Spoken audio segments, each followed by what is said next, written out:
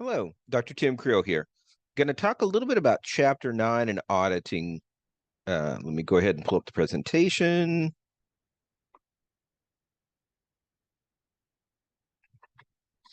And start the presentation. Okay, so Chapter 9 looks at the production cycle. And kind of something to consider is that as an auditor, you might be auditing different types of industries. This chapter looks more kind of at a manufacturing, kind of a company that produces a product type of audit. And you could have to audit a manufacturing company someday. You could audit a bank, financial institution. You could audit a kind of a utility company, more of an electric company or a, water and gas company or a refinery, a company that refines motor oil like Exxon or something of that nature. And one of the things you're going to find is that with all these different types of companies out there, is that there are just certain aspects of accounting that are a little different for each one. If you audit a manufacturing company, you're going to notice that their inventory is different and they have cost of goods sold and they have factory overhead, some different accounts that you're not going to see in a banking institution, for example, auditing a bank. And one of the things is that if you go to work as an auditor, you are going to, you know, depending on which city you go to and which size audit firm you go to, if you go to a big city like Chicago and you go to a big four firm, you might only be auditing one industry. But if you're in a city like Nashville, you might audit several different types of companies. And the smaller the audit firm you go with, typically the more different types of companies you're going to see.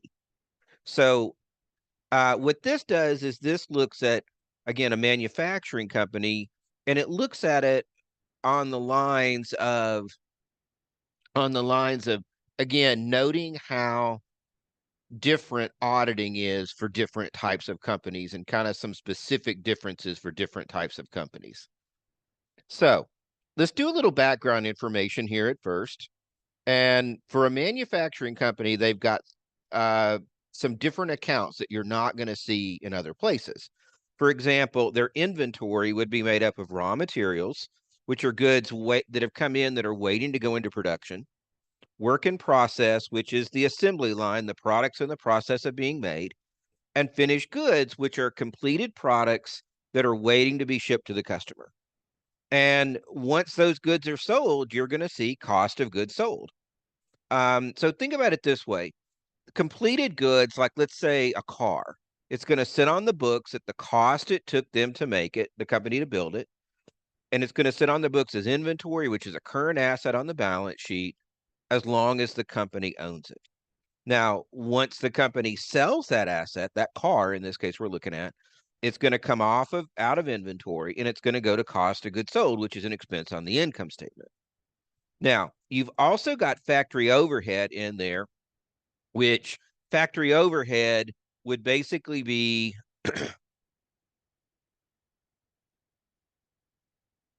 factory overhead um, would basically be um, all the cost of production that are not direct labor or direct materials.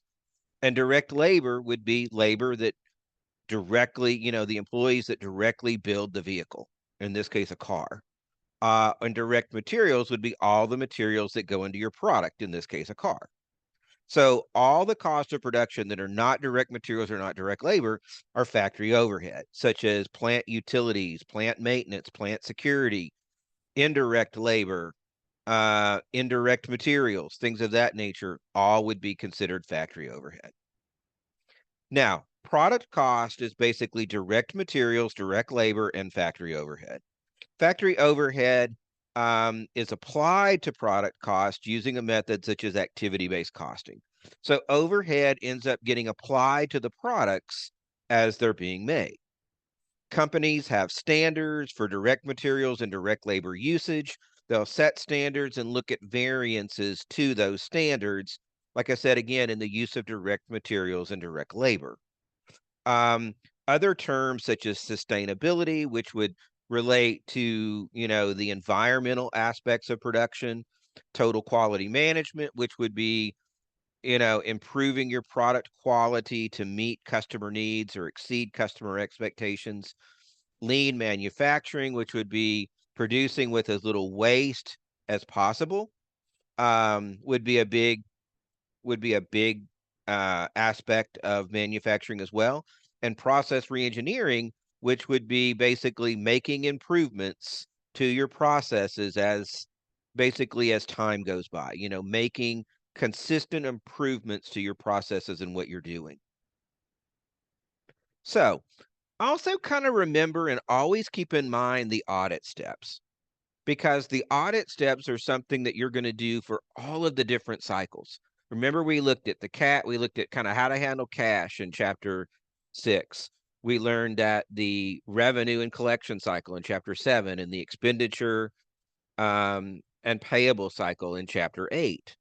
And so remember that your basic audit steps are something that you're always going to apply to every cycle, and they're going to be a part of every audit. So remember that you start off with planning the audit, and this is done in the interim period, which would be kind of, January 1st through September 30th. And this is where basically you're planning aspects of the audit for the future. You're going to learn the cycle. You're going to learn about the company. You're going to learn about the industry through audit team meetings. You're going to do risk assessment. You're going to look at what are the areas of greatest risk in this audit. And you're going to plan your audit. You're going to put more audit resources into the areas of greatest risk within the client. You're going to assess internal controls. Are their internal controls strong? Are they weak? And remember that that goes into the planning of your audit, because when you're doing an audit, remember that you're auditing their financial statements, but you're also auditing their system of internal controls.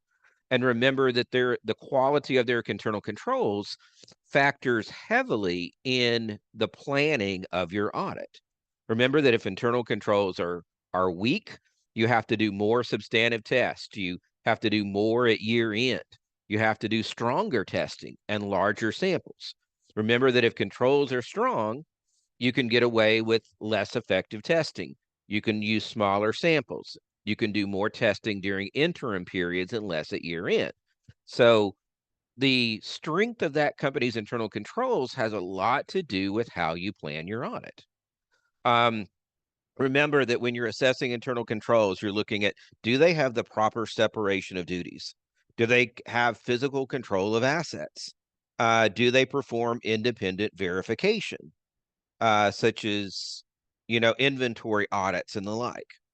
Um, you're going to assess controls through inquiry, observation, examining documents such as vouching and tracing, retesting data, and walkthroughs, which are like looking at certain following transactions all the way through the process. You're going to determine materiality. What's material? What do you consider material for this audit? You're going to run substantive tests, such as you're going to do confirmations on things such as accounts receivable or bank balances. You're going to do recalculations of things such as depreciation and amortization. And many of your tests are what's known as dual purpose test. So kind of as you're testing the effectiveness of controls, you're also, performing substantive tests on the financial statements, such as, looking at, does the company have a complete package in terms of paying accounts payable? Have they, do they have a receiving report, a purchase order, a purchase requisition, um, and a customer invoice all in the package before they pay accounts payable? And was it properly authorized? Pulling a sample of that will both support what's on the financial statements, but also it's testing the effectiveness of their internal controls, because if they have packages that aren't complete, that shows that they don't have good controls in place. So always remember the audit steps, because they're going to be similar, regardless of the situation. Whatever you're auditing, you're going to do these similar steps. Now, during the planning phase, during the planning phase, during the interim period, you would be doing a lot of what we just talked about. Um, you'd gain an understanding of the business and the cycle. Inventory and production planning, um, produce goods and services, use cost accounting. Yeah, so kind of think of it this way. Here's kind of something to think about here. Let me take a step back. Um, the production cycle would look kind of like this right here. You would gain an understanding of the business and the cycle. And basically, the production cycle, if you're producing a product, is you would look at inventory and production planning.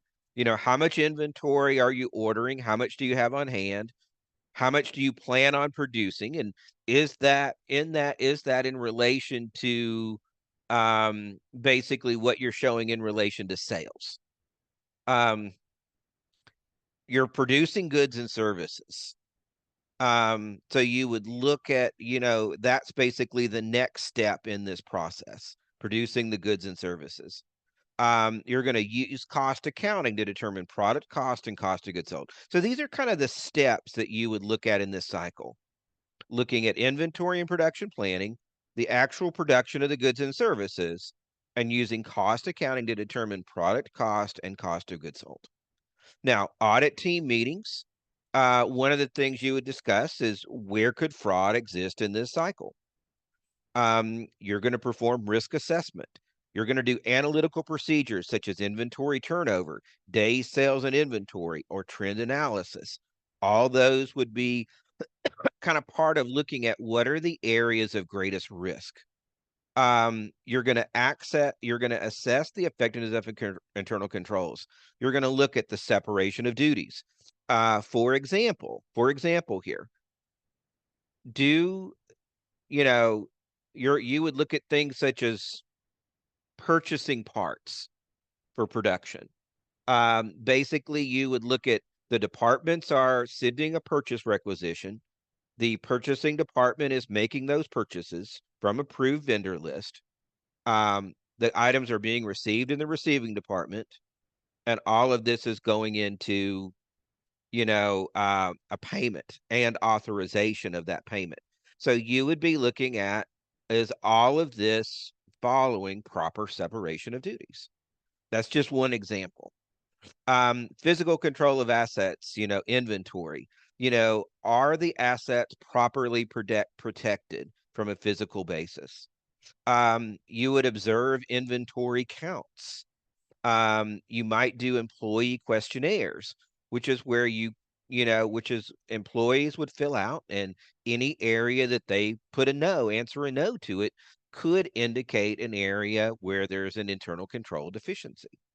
Again, you determine materiality and design substantive test, and you would perform substantive test either at year end or within interim periods. So the production cycle here, your relevant assertions that you would be looking at, and the main accounts would be inventory and cost of goods sold.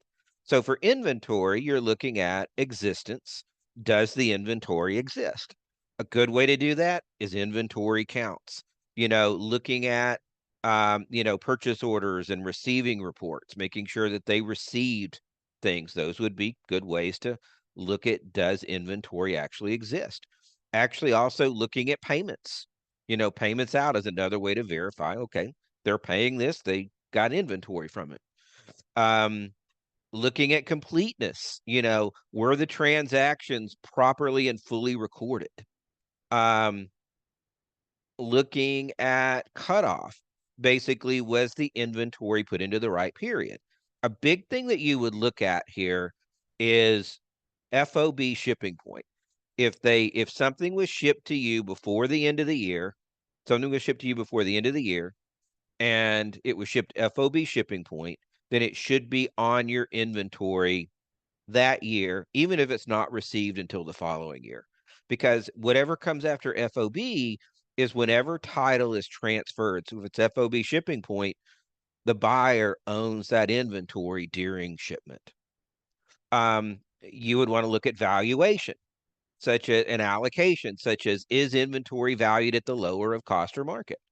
You'd want to look at rights. Does the company actually own the inventory? Here you would look at, does the company own it, or is it consignment, or does the company just have it on consignment? Um, you would look at presentation and disclosure. Is it properly presented in the financial statements? Is everything related to it disclosed, such as the method they're using to account for it, such as LIFO, FIFO, or weighted average? Okay. So for cost of goods sold, you'd look at completeness and accuracy. Are all the financial records according to cost of goods sold complete? Is anything missing? And is it accurately calculated? Those would be the main things you'd be looking for there.